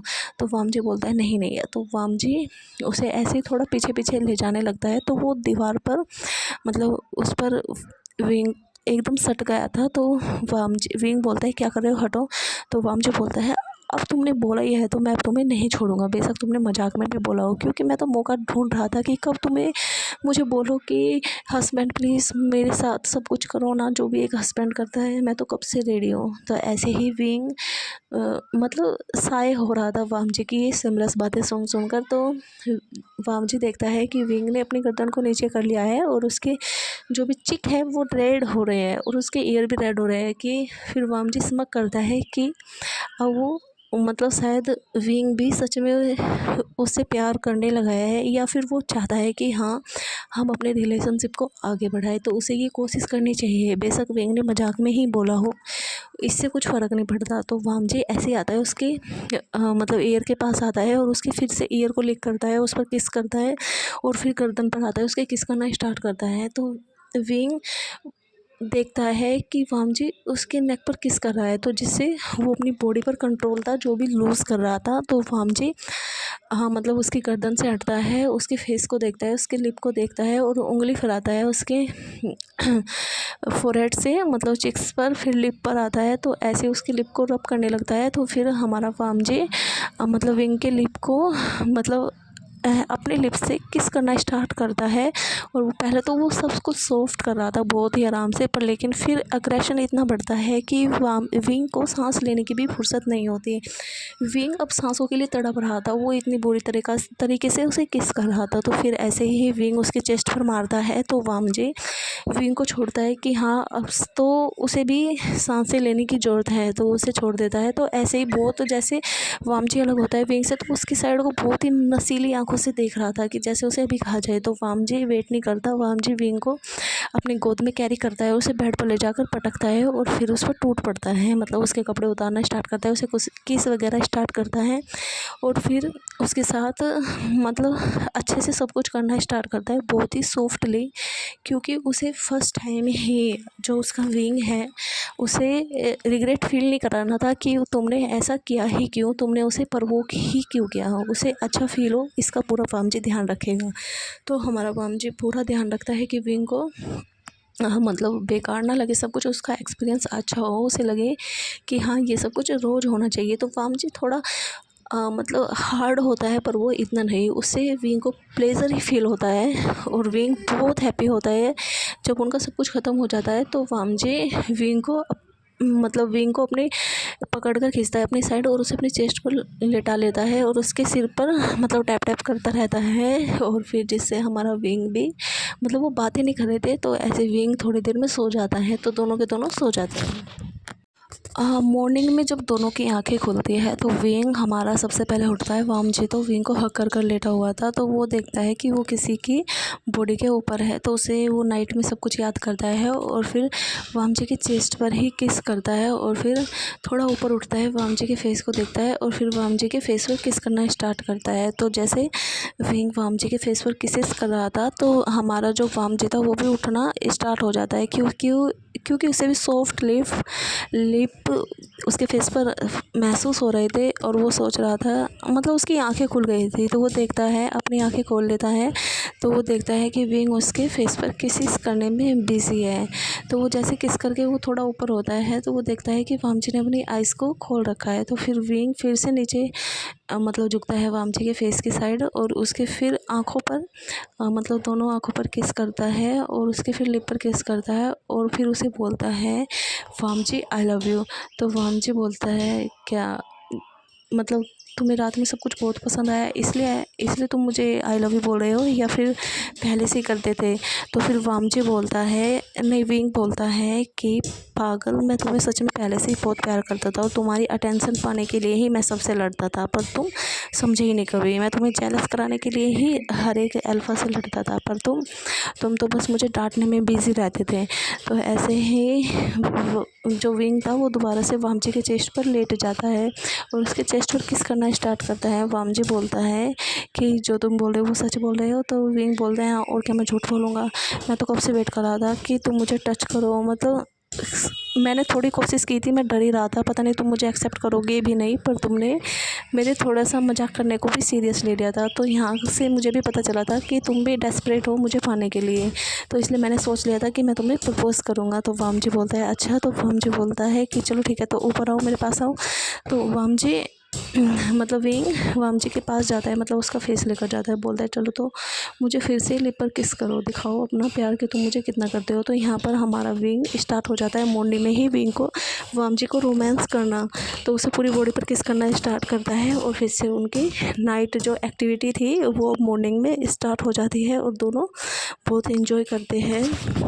और फिर वामजी भी पूरा मतलब फोकस करता है अपने हस्बैंड पर, मतलब विंग पर, और वो भी बहुत उसे अच्छा फील कराता है। और फिर दोनों थक कर सो जाते हैं और वो फिर पूरा दिन सोते रहे थे, वो इवनिंग में उठते हैं और उठकर नीचे जाते हैं। तो उनके जो फैमिली वाले थे वो सोचते हैं कि उन्हें डिस्टर्ब ना करें, सोने दें, क्या पता वो भी स्टार्ट हो। तो मतलब वो अपने बच्चों को डिस्टर्ब नहीं करते, वो सब ऑफिस में चले गए थे। तो विंग वामजी मतलब लेट ही उठते हैं, फिर फ्रेश वगैरह होते हैं। तो फिर नीचे मतलब उन्हें भूख लगी थी तो कुछ खाने के लिए वामजी विंग के लिए रूम में लेके आया था। तो फिर वो ऐसे ही फिर बालकनी में बैठते हैं, वामजी के पास विंग बैठता है, बहुत सारी बातें करते हैं और अपने बारे में बताते हैं कि वो एक दूसरे के लिए क्या क्या फील करते थे। ऐसे ही फिर वो थोड़ा पढ़ते हैं, क्योंकि उनका जो था सेकेंड ईयर कंप्लीट हो गया था, अब वो थर्ड ईयर में आने वाले थे। तो अब जैसे थर्ड ईयर उनका स्टार्ट हो गया था तो फिर उनकी फ्रेशर पार्टी थी, मतलब जो बच्चे आने वाले हैं, न्यू बच्चे आने वाले हैं, तो उनके लिए पार्टी दी गई थी। तो वो कल पार्टी थी। तो वामजी विंग फिर मतलब नाइट में सो जाते हैं, वो कुछ नहीं करते क्योंकि उन्हें रेस्ट चाहिए। वो काफ़ी लगे हुए थे, मतलब उन्होंने काफ़ी टाइम स्पेंड किया है। तो अब वो नेक्स्ट डे मतलब रेडी होकर पहले तो कॉलेज में ऐसे नॉर्मल फंक्शन होता है, फिर एक नाइट में पार्टी भी थी। तो उसमें हमारा जो विंग था मतलब वामजी को टीज़ कर रहा था, क्योंकि वहाँ पर विंग ने बहुत अच्छे कपड़े पहने थे, थोड़ा से सेडक्टिव वे में। जो उसकी जो बैक थी वो मतलब उस पर ऐसे चैन्स लगी थी जिससे कि उसकी बैक शो हो रही थी। तो हमारा वामजी जेलस फील कर रहा था, उसने बोला था ये कपड़े मत पहनो, मुझे जेलस फील होता है। तो विंग ने बोल दिया था, नहीं वो तो यही पहनेगा, तुम्हें कंट्रोल करना है करो, जो भी करना है करो, अगर तुम्हें लगे कि मुझे कोई अल्फ़ा परेशान कर रहा है तो तुम उसकी पिटाई कर सकते हो, मैं तो ऐसे ही रहूँगा। तो ऐसे ही वामजी मतलब विंग को उसकी जो भी इच्छा थी, जो उसे पहनना था, ले जाता है, पर वो जेलस फील होता है। तो ऐसे वो इंजॉय करते हैं। तो हमारा जो उसमें थोड़ा ड्रिंक अलाउड थी, ज़्यादा नहीं पर थोड़ा बहुत ड्रिंक अलाउड थी।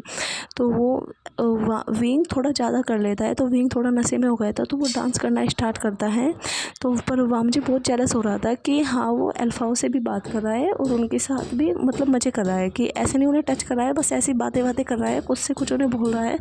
तो जिससे हमारे वामजी को अच्छा भी फील बिल्कुल नहीं हो रहा था। तो वामजी विंग को जाता है और उसे उठाता है, उसे गोद में उठा कर लाता है और बाहर आता है पार्किंग में, अपनी गाड़ी में विंग को बिठाता है और उसके मतलब सीट बेल्ट लगाता है और फिर उसे घर लेकर आता है और उसे रूम में लेकर जाता है और फिर उस पर टूट पड़ता है।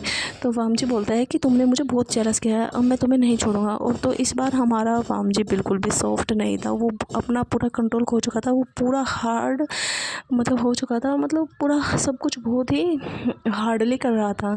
तो विंग को बहुत अच्छा भी लग रहा था और उसे थोड़ा पेन भी हो रहा था पर प्लेजर भी हो रहा था। तो ऐसे उनकी ये नाइट एक्टिविटी भी ख़त्म होती है और अब हमारा विंग और वामजी दोनों ही इतने बिजी हो गए थे कि हाँ, अगर वो दिन में पढ़े तो उन्हें रात को ये सब कुछ करना ही है, क्योंकि वो एक दूसरे से दूर नहीं रह सकते। ऐसे ही एक दिन जब हमारा विंग और वामजी बैठकर पढ़ रहे थे, तो विंग और वामजी मतलब उन्होंने लंच किया था अपने उसी मतलब क्लासरूम में बैठकर ही, उनका जो लेक्चर था वो बाहर नहीं गए थे। तो उसके बाद जो उनका जो पीरियड था वो खाली था, मतलब उनका जो टीचर थे वो नहीं आए हुए थे, तो उनका लेक्चर फ्री था। तो वामजी विंग ऐसे पढ़ ही रहे थे, क्योंकि उन्हें वो दिन में इसलिए पढ़ते थे क्योंकि उन्हें रात में अपनी एक्टिविटी करनी है, वो उसे नहीं स्किप कर सकते। तो वामजी और विंग मतलब अपने फ्री पीरियड में भी पढ़ते थे। उन्हें लगता था, मतलब जो भी उन्हें देखते थे, कि ये सच में कितने सीरियस है अपने पढ़ाई को लेकर, पर वे क्या जाने कि ये क्यों करते हैं ये सब कुछ, ताकि वो फ्री होकर घर पर जाकर अपना रोमांस में ध्यान दे सके। तो दोनों बैठकर पढ़ ही रहे थे, तो थोड़ी देर में विंग को फील होता है कि उसकी आंखों के सामने से सब कुछ ब्लर हो रहा है। तो वो वामजी का हाथ पकड़ता है, तो उसे लगता है वामजी को कि वो उसका ऐसे ही हाथ पकड़ रहा है, क्योंकि विंग की आदत है ऐसे ही हाथों को पकड़ना। पर हमारा विंग एकदम से बेंच पर गिरता है, तो वामजी देखता है कि विंग गिर गया है, उसकी आंखें बंद है। तो वामजी बोलता है, विंग क्या हुआ, तुम्हें मजाक कर रहे हो, चलो उठो, तो पढ़ाई करो, चलो पढ़ाई से पीछा मत छुड़ाओ।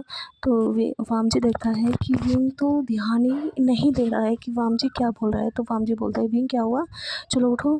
वामजी सीरियस होता है, उसे समझ में आता है कि विंग बेहोश हो चुका है। तो वामजी विंग को उठाता है गोद में और सीधा मेडिकल रूम था उसमें लेकर जाता है। तो उसे वहाँ डॉक्टर चेकअप कर देगा उसका। तो वो बताते हैं कि वामजी ये प्रेग्नेंट है और तुम इसे अच्छे से हॉस्पिटल में लेकर जाओ, सारे चेकअप कराओ, वहाँ पे अच्छे से चेकअप होंगे और पूरा देखो कि मतलब विंग और उसके बेबी ठीक है ना। तो वामजी बोलता है, ठीक है टीचर। तो वामजी अपनी फैमिली में फ़ोन करता है, तो जो उसकी मदर थी वो बोलती है, बेटा ठीक है, तुम जल्दी से जाओ, विंग को हॉस्पिटल लेके जाओ और मैं भी आ रही हूँ। तो जो लैन फैमिली थी, मतलब किंग हेजन और मैडम लैन दोनों हॉस्पिटल में जाते हैं और हमारा वामजी भी पहुंच गया था, उनका चेकअप करा रहा था। तो सारे चेकअप कर रहे थे, तो डॉक्टर भी बोलते हैं कि हाँ, जो विंग है वो 4th मंथ प्रेग्नेंट है। तो मैडम लैन बोलती है, 4th मंथ पता तो 3rd या 2nd में पता चल जाता है ना, वो लेट कैसे हो गया। तो डॉक्टर बोलते हैं, ऐसा होता है कभी कभी, नहीं पता चलता, तो हमें जो भी मतलब दिखते हैं सब कुछ, वो कुछ लेट भी हो सकते हैं, ऐसा कुछ नहीं होता, तो नॉर्मल चीज़ है। तो वो सब पूछते हैं कि विंग कैसा है और उसके बेबी मतलब जो बेबी है वो कैसा है। तो डॉक्टर बोलते हैं, बेबी नहीं बेबीज़। तो मैडम लैन बोलती है मतलब, तो डॉक्टर बोलते हैं, जो आपका बेबी है वो ट्विन बेबी से प्रेग्नेंट है, तो वो 2 बेबी से प्रेग्नेंट है। तो आपको उनका पूरा ध्यान रखना होगा, बहुत अच्छे से ध्यान रखना होगा। और अभी तो वो नॉर्मल है, अभी वो कॉलेज में पढ़ते हैं ना शायद, वो जा सकते हैं, पर लेकिन जैसे ही 7th या 6th मंथ होगा तो उनका कॉलेज छुड़वा देना, वो घर से ही पढ़े तो काफ़ी अच्छा होगा, वरना रिक्स हो सकता है, क्योंकि 2 बेबी हैं। तो लैन फैमिली बोलती है, हाँ ठीक है, हम ध्यान रखेंगे। तो वो मतलब विंग के पास जाते हैं, उसके सिर पर हाथ रखते हैं, बहुत खुश होते हैं और उसे घर पर लेकर आते हैं। तो वामजी तो उसे अपनी गोद से मतलब अपनी गोद से नीचे उतार ही नहीं रहा था, उसे गोद में ही लेकर बैठा हुआ था। और विंग बोलता है कि उतारो मुझे, हटो, छोड़ो। तो वामजी बोलता है, नहीं नहीं। तो वामजी उसे अपने रूम में लेकर जाता है और फिर उसे बेड पर लिटाता है और उसके ऊपर ब्लैंकेट रखता है, उसका बहुत ध्यान रखता है। तो विंग बोलता है, क्या बकवास कर रहे हो तुम, मुझे अच्छा फील नहीं हो रहा, तुम तो मुझे ऐसे ट्रीट कर रहे हो जैसे कि मैं प्रेग्नेंट नहीं, मैं बीमार हूँ। तो मैडम लैन बोलती है, बेटा ये जो लैंस होते हैं ना, ये बहुत प्रोटेक्टिव होते हैं, तो ये अभी तुम्हारा बहुत ध्यान रखने वाला है। तो वी बोलता है, हाँ ठीक है, मुझे पता है कितना ध्यान रखेगा ये मेरा। तो ऐसे ही जो मतलब विंग के रूम में, विंग और वामजी के रूम में पूरी लैन फैमिली इकट्ठा हुई थी, जैन चैंग और लैन सिचैन भी थे वहाँ पर, किंग हेजन और मैडम लैन भी थे। तो ऐसे ही वो सब बैठकर बात कर रहे थे वहाँ पर बेड पर ही। तो मैडम लैन बोलती है कि विंग की विंग तुमसे छोटा है जैन जैन, और देखो वो प्रेग्नेंट है 2 बेबी से, और तुम्हारी भी शादी को तो काफ़ी टाइम हो गया है, तुम तो एक दूसरे से बहुत प्यार भी करते हो, तो तुम अब तक प्रेग्नेंट क्यों नहीं हो, तुम कब बच्चों को लेके आओगे। तो लैन से चैन बोलते हैं कि मतलब हाँ हमें पता है हम प्यार करते हैं, पर अभी हमें बच्चे नहीं चाहिए, और आपको बच्चे चाहिए थे वो तो मिल रहे हैं ना, वामजी तो दे रहा है, मुझे अभी बच्चे नहीं चाहिए, अभी हम 2 ईयर्स तक बेबी प्लान नहीं करेंगे, अभी हम वामजी के बच्चों को ही पालेंगे, क्योंकि देखो अब वो ट्विंस बेबी है तो हमें उनका और भी ध्यान रखना होगा। अगर हम बच्चे पैदा करेंगे तो हम अपने पर ध्यान देंगे, उन बच्चों पर नहीं दे पाएंगे ध्यान। तो ऐसे ही हम चाहते हैं कि पहले विंग के बच्चे मतलब वामजी के बच्चे बहुत अच्छे से बड़े हो जाए, फिर हम अपने बच्चे प्लान करेंगे। मैडम लैन बोलती है हाँ हाँ कोई बात नहीं, बनाओ तुम ऐसे ही अपने बहाने बनाओ, कोई बात नहीं, चलो, पर मैं चाहती हूँ 2 साल नहीं 1 साल का वेट करो, 1 साल का ही वेट करूँगी, मुझे और भी बच्चे चाहिए, बहुत सारे बच्चे चाहिए मुझे खिलाने के लिए। तो ऐसे ही उनका टाइम ऐसे स्पेंड होता है, तो वे फिर ऐसे ही वामजी विंग का बहुत ध्यान रखता है। तो हमारे विंग और वामजी मतलब फिजिकल भी होते हैं बीच में, वो भी डॉक्टर जो बोलते थे उन्हें उसकी पूरी परमिशन लेकर तब वामजी विंग का बहुत ध्यान रखता है। तो ऐसे ही एक दिन सब डाइनिंग टेबल पर बैठे हुए थे, तो वामजी की मदर बोलती है तुम तो एक दूसरे के दुश्मन थे ना, तो तुम इतनी जल्दी तुम प्रेग्नेंट हो गए, और मुझे तो लगा था तुम एक दूसरे को टच भी नहीं करोगे, और यहाँ पर तुम तो मुझे ग्रैंड मदर बनाने वाले हो। तो विंग बोलता है जब आपने हमारे छोटे छोटे बच्चों की शादी करा दी थी, तो अब हमारा भी तो फर्ज है कि आपको भी छोटे छोटे बच्चे दे, ताकि आपको भी वो बहुत परेशान कर सके। तो मैडम लैंड बोलती है बेटा मैं परेशान नहीं होंगी, मुझे तो मज़ा आएगा उन बच्चों को मतलब उनके साथ खेलने में, और मैं उन्हें ही बोलूँगी कि वो तुम्हें परेशान करें, मैं उन्हें बहुत सारी शैतानियाँ सिखाऊंगी, उन्हें पूरा बिगाड़ कर रख दूँगी। तो विंग बोलते हैं क्या मदर, आप ग्रैंड मदर होने के बाद भी आप बच्चों को बिगाड़ेगी, आपको तो उन्हें बहुत अच्छे से समझाना चाहिए, सिखाना चाहिए, और आप उन्हें बिगाड़ेगी। तो मैडम लैंड ने कहा कि हाँ हमने तुम्हारे हस्बैंडों को अभी तक बहुत अच्छे से पाला है, उन्हें अच्छे संस्कार दिए, अब मेरा फ़र्ज़ है कि जो उनके बच्चे होंगे अब मैं उन्हें बिगाड़ूँ, क्योंकि इन्होंने बचपन में मुझे बहुत परेशान किया है, अब इन्हें भी तो कोई परेशान करना चाहिए। तो ऐसे ही वो हंसते खेलते अपना डिनर मतलब ब्रेकफास्ट थे वो कंप्लीट करते हैं। हमारा वामजी विंग का बहुत ध्यान रखता है, विंग को मतलब कोई भी प्रॉब्लम नहीं होने देता, और उसकी पढ़ाई भी कंप्लीट कराता है। तो आज हमारा वो डे था जिसमें हमारा विंग मतलब चिल्ला रहा था, उसे लेबर पेन हो रहा था, तो आज उसकी डिलीवरी का टाइम आ गया था। तो वामजी विंग को हॉस्पिटल लेकर जाता है, और विंग बहुत रो रहा था, तो उसके साथ साथ वामजी भी रो रहा था। उसकी मदर बोल रही थी बेटा तुम क्यों रो रहे हो, विंग तो प्रेग्नेंट है, तुम भी प्रेग्नेंट हो क्या। तो वामजी बोलता है मदर आप कैसे बात कर रही हो, मेरी वाइफ रो रही है पेन में, और मैं क्या हंसूँ, मुझे भी बहुत पेन हो रहा है उसे देखकर। तो मैडम लैन बोलती है तुम बच्चों का कुछ नहीं हो सकता। तो ऐसे ही वो हॉस्पिटल में जाते हैं, और विंग का जो भी था ऑपरेशन स्टार्ट, मतलब ऑपरेशन नहीं नॉर्मल बच्चे होने वाले थे, तो विंग के नॉर्मल बच्चे होते हैं, और उनके 2 बेबी हुए थे, एक जो अल्फ़ा था और एक ओमेगा थी। तो जो यहाँ पर लड़की थी वो ओमेगा थी, और जो अल्फ़ा था वो बॉय था। ऐसे ही वामजी मतलब 22 साल की एज में वो मतलब बच्चों का फादर बन गया था, वो जिस एज में खुद ही बच्चे है वे। तो जो मैडम लैन थी उन्हें तो समझ में आ गया था कि ये क्या ही इन बच्चों को संभालेंगे, शायद इनकी केयर नहीं कर पाएंगे, उन्हें ही आगे आकर इनकी केयर करनी होगी, क्योंकि ये खुद ही बच्चे हैं। तो वामजी तो उन्हें छोटे छोटे बच्चों के साथ उन्हें देखकर बहुत खुश हुआ था, क्योंकि उसे तो टॉय मिल गए थे उसके लिए, तो मतलब वो खुद के थे, ऐसा था कि तो वामजी बोलता है ये सच में कितने सॉफ्ट है, कितने क्यूट है, ऐसा जी कर रहा है इन्हें खा जाऊँ। तो विंग बोलता है कि क्या तुम हमारे बच्चों को खाने की बात कर रहे हो, मैं तुम्हें छोड़ूंगा नहीं। तो वामजी बोलता है मेरा मतलब है प्यार से खा जाऊँ, मेरा बहुत मन हो रहा है कि मैं इन्हें चबा जाऊँ। तो विंग बोलता है कि तुम ये बकवास कम करो, खाने वाने की बात क्यों कर रहे हो, बस प्यार करने की बात करो ना इन्हें। तो ऐसे ही वामजी बोलते हैं हाँ हाँ मेरा मतलब वही है। तो ऐसे ही वामजी और विंग मतलब उन बच्चों को घर लेकर जाते हैं, सभी वेलकम करते हैं, मतलब बेबीज़ का बहुत अच्छे से वेलकम होता है, सभी बहुत खुश होते हैं। जियांग फैमिली भी आई थी, वो भी बहुत खुश थे अपने बच्चे मतलब छोटे से बच्चे के, जो उसका उनका इतना नोटी बच्चा था, क्योंकि उन्हें पता रहता था कि विंग कॉलेज में क्या करता है, और विंग को लगता था कि उसके तो घर वालों को पता ही नहीं है कि वो कॉलेज में क्या करता है, वो मज़े से कर सकता है। तो वो सब भी उससे परेशान थे कि हाँ चलो ठीक है, अब इस बच्चे को एक वामजी मिला है जिसने उसे सुधार दिया है, और अब इसके 2 छोटे छोटे बच्चे आ गए हैं, तो अभी ये शायद और भी सुधर जाए। तो हमारा जो विंग है, तो बच्चे मतलब काफ़ी रो रहे थे, तो विंग बोलता है कि मतलब ये बहुत रो रहे हैं, ये चुप क्यों नहीं हो रहे, इन्हें चुप करो। तो मैडम लैन बोलती है पागल ये बच्चे हैं, इन्हें भूख लगी होगी, तो तुम्हें इन्हें मिल्क फीड कराना होगा। तो विंग बोलता है मुझे कराना होगा, मैं कैसे कराऊंगा, ये तो मुझे पूरा खा जाएंगे, पूरा पी जाएंगे मेरा सारा मिल्क। तो मैडम लहन हंसती है, वो बोलती है पागल हो तुम एक नंबर की। तो मैडम लहन उसे बताती है कैसे बच्चों को फीड कराते हैं। तो ऐसे विंग उन्हें बच्चों को फीड कराता है और उसे बहुत अच्छा अटैचमेंट होती है अपने बच्चों से। उसे लगता है कि हाँ वो अब सच में मदर बन गया और उसे अपना चाइल्डिश बिहेवियर छोड़कर अब इन बच्चों की केयर करनी होगी, इनका ध्यान रखना होगा, क्योंकि अब उसकी लाइफ में बहुत बड़ी खुशी आई है। उसके 2 बच्चे, तो उसे सब कुछ छोड़ना होगा अपना, जो भी वो हरकतें करता था। हाँ, बड़ा होने के बाद वो भी इन बच्चों को ऐसे ही सिखाएगा, पर लेकिन अभी उसके बच्चे बहुत छोटे हैं तो उनका बहुत ध्यान रखना होगा, बहुत ही प्यार से रखना होगा उन्हें। तो ऐसे ही विंग सारी चीज़ें सीखता है कि कैसे बच्चों का ध्यान रखते हैं। तो हमारा जो वाम जी था, वाम जी भी अपने बच्चों का बहुत ध्यान रखता है, उनके बारे में हर चीज़ सीखता है कि उनको उनके कपड़े चेंज कराना, अगर वे गंदे वंदे कर दे तो सब कुछ वाम जी ही करता है। विंग करता है कि बस उन्हें मिल्क फीड कराता है और उनका ध्यान रखता है वो सो रहे हैं, कैसे सो रहे हैं। तो ऐसे ही पूरी फैमिली बहुत खुश थी, क्योंकि वो देख रहे थे कि विंग और वाम जी जब से उनके बेबी हुए हैं अब वो अलग ही मैच्योर हो गए हैं, वो उनका बहुत ध्यान रखते हैं। तो पहले तो जो लैंड फैमिली थी और जंग फैमिली थी वो थोड़ा डर रही थी कि पता नहीं विंग और वाम जी बच्चों का कैसे ध्यान रखेंगे, उन्हें ही ध्यान देना होगा क्योंकि वो भी बच्चे ध्यान नहीं रख पाएंगे। पर लेकिन वो देखते हैं कि वो धीरे धीरे परफेक्ट मतलब पेरेंट्स बन चुके हैं, वो बहुत ध्यान रखते हैं, मतलब एकदम मैच्योर हो गए हैं। उन्हें लगता ही नहीं है कि ये 22 साल के बच्चे हैं ये तो। और उनके जो बच्चे थे वो भी काफ़ी अच्छे थे, वो अपने मदर जो फादर थे उनके मतलब टच को फ़ील करते थे और उनके साथ काफ़ी अच्छे रहते थे। और जब भी उन्हें मगर भूख वगैरह लगती थी या अपनी मदर या फादर से थोड़ा भी वो दूर होते थे तो वो रोना स्टार्ट कर देते थे। तो उन्हें अपने या तो मदर चाहिए या फादर चाहिए, अगर वो उनकी आवाज़ या वॉइस भी सुन ले तो वो एकदम चुप हो जाते थे। ऐसे ही वो भी बहुत वेट करते थे कि उसकी मदर फादर उनके पास कब आए, क्योंकि कभी कभी शायद जैसे विंग उनके पास है तो वाम जी को जाना पड़ता था, वाम जी उनके पास है तो विंग को जाना पड़ता था। तो ऐसे ही वो मिस करते थे। से हमारा जो चाइल्डिश बच्चा था, हमारा विंग, अब वो मैच्योर हो चुका है क्योंकि वो मदर बन चुका है।